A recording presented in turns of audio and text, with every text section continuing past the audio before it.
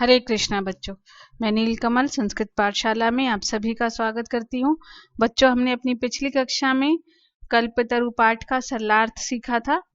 अपनी इस कक्षा में हम कल्पतरु अपने इस पाठ का अभ्यास कार्य अर्थात प्रश्नों के उत्तर सीखेंगे, जानेंगे। तो चलिए शुरू करते हैं पाठ का अभ्यास कार्य।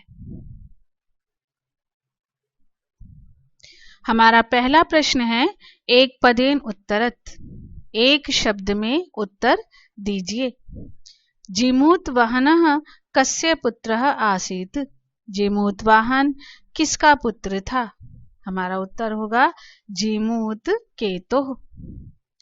संसारे अस्मिन् क अनश्वरः भवति? इस संसार में क्या अनश्वर है, किसका नाश नहीं होता?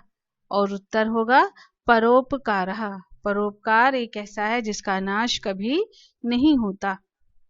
जिमूतवाहनः परोपकारिक फल सिद्धै कम आराधयति? जिमूतवाहन अपने परोपकार की फल सिद्धि के लिए किसकी पूजा करता है? कम कल्पतरुं। जिमूतवाहनस्य सर्वभूतानुकंपया सर्वत्र किं प्रथितम्? जिमूतवाहन की सब प्राणियों पर कृपा के कारण चारों ओर क्या फैल गया? यशः, यश। कल्पतरु भुवि कानि अवर्षत? कल्प वृक्ष ने धरती पर क्या वर्षा की? क्या वर्षा की? वसूनी, धन वर्षा की। कल्प वृक्ष ने धरती पर धन वर्षा की। अगला प्रश्न है, अधोलिखितानां प्रश्नानां उत्तराणि संस्कृत भाषया लिखत। नीचे लिखे हुए प्रश्नों के उत्तर संस्कृत भाषा में लिखिए। इसमें पहला प्रश्न है, कंचनपुरम नाम नगरम कुत्र विभाति स्म? कंचनपुर नाम का नगर कहाँ सुशोभित था? कहाँ सुशोभित था? हिमालयस्य सानो ऊपरी, हिमालय की चोटी पर। तो हमारा उत्तर होगा कंचनपुरम नाम नगरम हिमालयस्य सानो ऊपरी विभाति स्म। जिमूतवाहन कीदृशः आसीत्? जिमूतवाहन कैसा था? दानवीर और सभी प्राणियों पर दया करने वाला।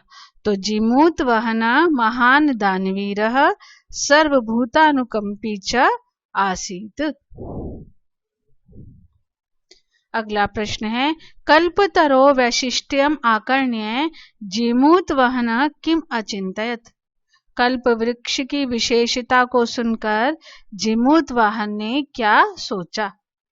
हमारा उत्तर जिमूतवाहन अचिंतयत, जिमूतवाहन ने सोचा, अहो ईदृशम अमर पादपम प्राप्यापि पूर्वै पुरुषै अस्माकं तादृशं फलं किमपि न प्राप्तम्, किंतु केवलं कश्चिदेव कृपणैः कश्चिदपि अर्थः अर्थितः, तद अहम अस्मात् कल्पतरो अभीष्टम साधयामि।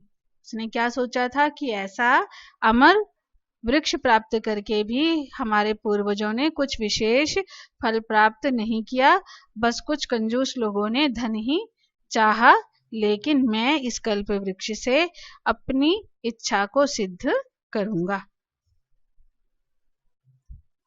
अगला प्रश्न है, हितैषिणः मंत्रिणः जिमूतवाहनम किम उक्तवन्तः? हितैषी मंत्रियों ने जिमूतवाहन को क्या कहा? ते उक्तवन्तः, उन्होंने कहा, युवराज यो अयं सर्वकामदः कल्पतरु तव उद्याने तिष्ठति स तव सदा पूज्यः, अस्मिन् अनुकूले स्थिते सति शक्रोऽपि अस्मान् बाधितुं न शक्नुयात् इति।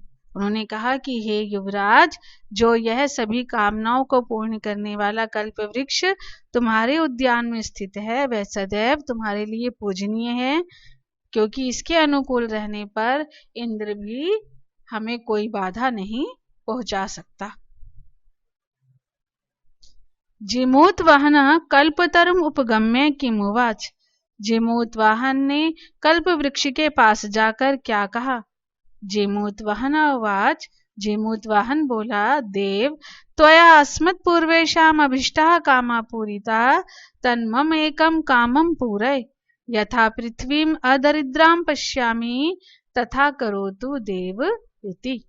उसने कहा कि हे देव, तुमने हमारे पूर्वजों की सभी इच्छाओं को पूरा किया, तो मेरी भी एक इच्छा को पूरा करो, जिससे यह पृथ्वी दरिद्रता निर्धनता से रहित हो जाए। हे देव, ऐसा कुछ कीजिए। हमारा अगला प्रश्न है, अधोलिखित वाक्येषु स्थूल पदानि कस्मै प्रयुक्तानि। नीचे लिखे हुए वाक्यों में स्थूल शब्द किसके लिए प्रयुक्त किए गए हैं। तस्य सानोपरि विभाति कंचनपुरम नाम नगरम। उसकी चोटी के ऊपर कंचनपुर नाम का नगर सुशोभित था। उसकी, किसकी चोटी पर? हिमालय की। तो हमारा उत्तर होगा हिमवते। राजा संप्राप्त यौवनम तम यौवराज्य अभिषिक्तवान। राजा ने युवावस्था प्राप्त होने पर उसका युवराज पद पर अभिषेक किया। उसका, तम, किसका? जीमूत वाहनाय। तो यहाँ पर तम शब्द किसके लिए प्रयुक्त हुआ है? जीमूत वाहन के लिए। जीमूत वाहनाय। अयम तव सदा पूज्य। यह तुम्हारे लिए सदैव पूजनीय है। यह तुम्हारे लिए क्या पूजनीय है? कल्प वृक्ष। तो यहाँ पर अयम शब्द किसके लिए आया है? कल्प वृक्षाय। तात त्वम तो जानासी। हे पिताश्री, आप तो जानते हैं। आप तो किसके लिए यह आया है यहाँ पर? त्वम पिता के लिए, अर्थात जीमूत केतुवे, जीमूत केतु के लिए। अगला प्रश्न है, अधोलिखितानां पदानां पर्याय पदम पाठात चित्वा लिखत। नीचे लिखे हुए शब्दों के पर्याय शब्द या समानार्थी शब्द पाठ में से चुनकर लिखिए। पर्वतः नगः। पहली ही लाइन में आया है नगेंद्र शब्द। नग पर्वत और इंद्र राजा, पर्वतों का राजा।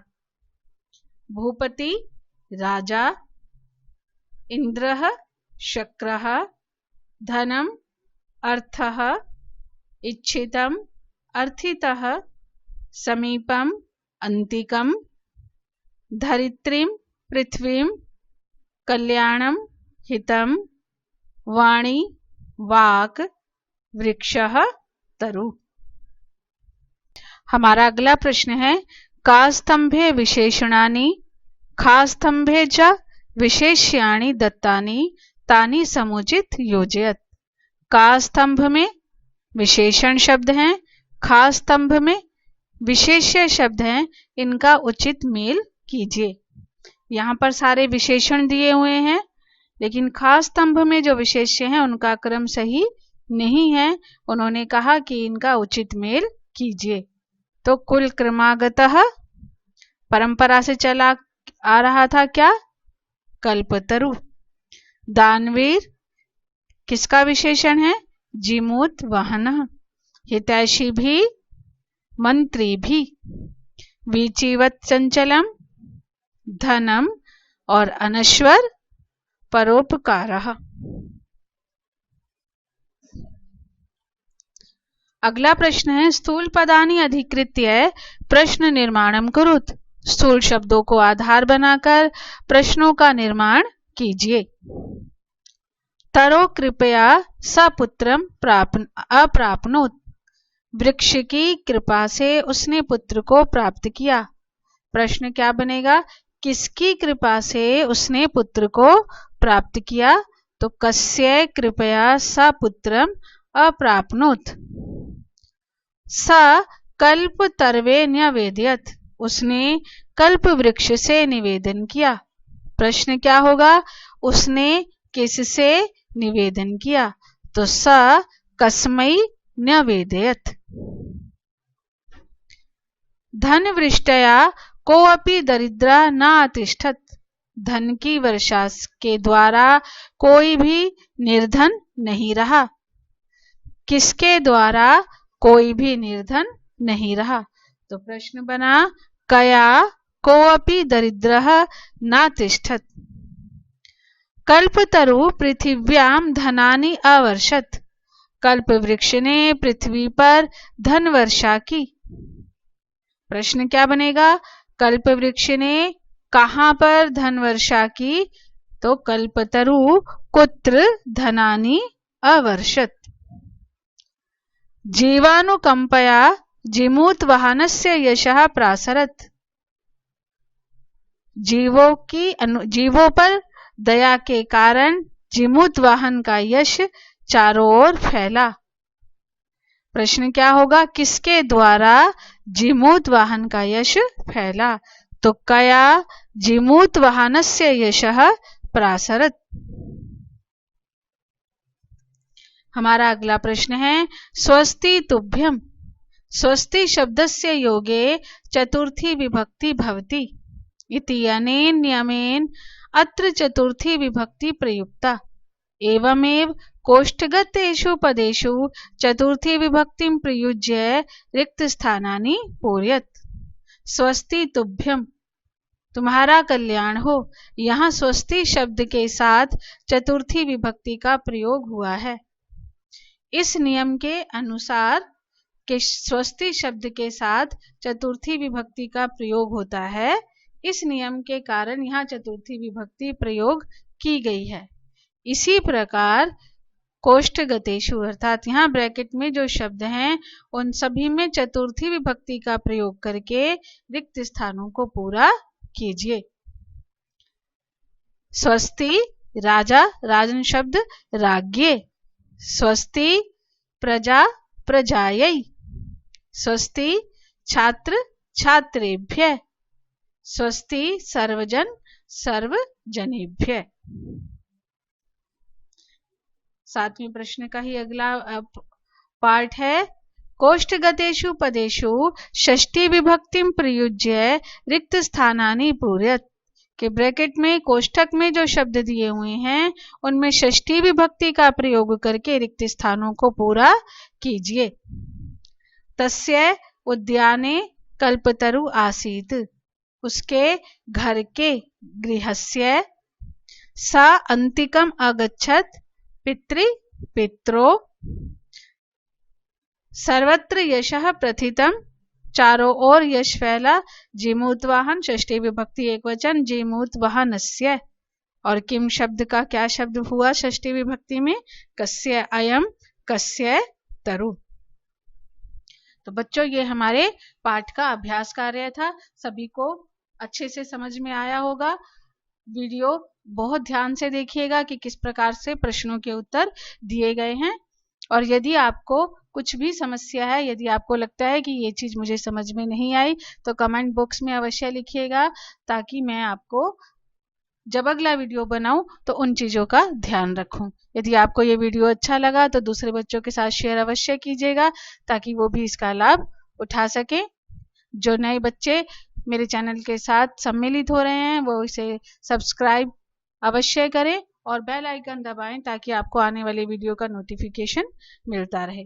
तो बच्चों अब मिलेंगे अगली कक्षा में एक नए पाठ के साथ। तब तक के लिए हरे कृष्णा।